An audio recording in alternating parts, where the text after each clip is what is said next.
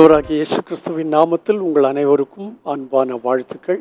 இயேசு கிறிஸ்து நேற்றும் இன்றும் என்றும் மாறாதவராயிருக்கிறார். மாறிக்கொண்டு இருக்கின்ற உலகத்தில் வாழ்கின்ற நமக்கு மாறாதவராகிய ஒரு ஆண்டவர் நமக்கு சொந்தக்காரர் என்று அறியும் பொழுது அதுவே பெரிய மகிழ்ச்சியாக இருக்கிறது. இந்த சனிக்கிழமை காலையில் நீங்கள் சுகமாய் இருப்பீர்களாக, சமாதானமாய் இருப்பீர்களாக, மன ரம்யமாய் இருப்பீர்களாக.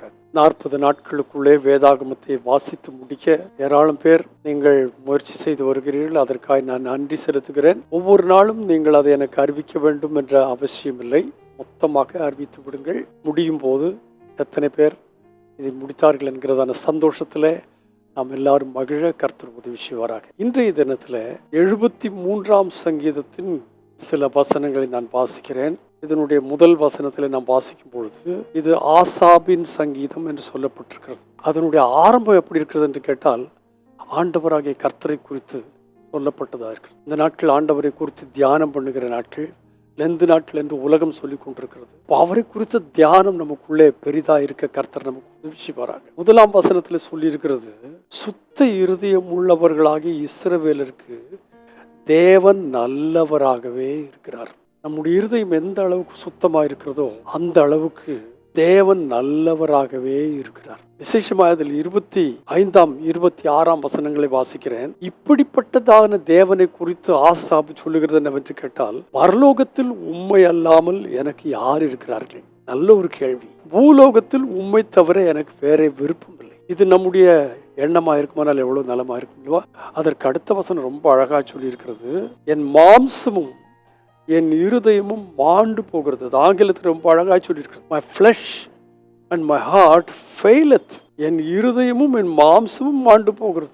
But God is the strength of my life. என் இருதயம் மாம்சம் மாண்டு போகும்போது, சோர்ந்து போகும்போது, but God is the strength of my heart. என் ஆண்டவராகிய கர்த்தரின் இருதயத்தின் பலனாய் காணப்படுகிறார். is the strength of my heart. அதோடு மாத்திரமல்ல, and my portion for ever, என்னுடைய வாழ்க்கையின் பங்கா இருக்கிறார். அப்போ இருதயத்தின் பலன், வாழ்க்கையின் பங்கு. எப்போ? என் இருதயமும் மாம்சமும் மாண்டு. இந்த நாளில் இப்படிப்பட்ட சூழலில் யாராக இருப்பீர்களேனால் நான் உங்களுக்கு சொல்லுகிறேன், நம் இருதயமும் மாம்சமும் மாண்டு போகட்டுமே. ஆண்டவராகிய கர்த்தர் நம்முடைய இருதயத்தின் பலனா இருக்கிறார், நமது வாழ்க்கையின் பங்காயிருக்கிறார். இதை நாம் உட்கொள்வோமானால், வாங்கிக் கொள்வோமானால் நாம் எதற்கும் அஞ்ச மாட்டோம். ஏனென்று கேட்டால் கர்த்தரின் பங்காயிருக்கிறார், கர்த்தரின் இருதயத்தின் பலனாயிருக்கிறார். என் மாம்சம் சரீரம் கூட மாண்டு போறதை போல தோன்றினாலும் பரலோகத்தில் உண்மை இல்லாமல் யார் எனக்கு இருக்கிறார்கள்? பூலோகத்திலும் உண்மை தவிர எனக்கு வேற விருப்பம் இல்லை. இந்த வழி நடக்க இந்த நாளிலே கர்த்தர் நமக்கு உதவி செய்வாராக.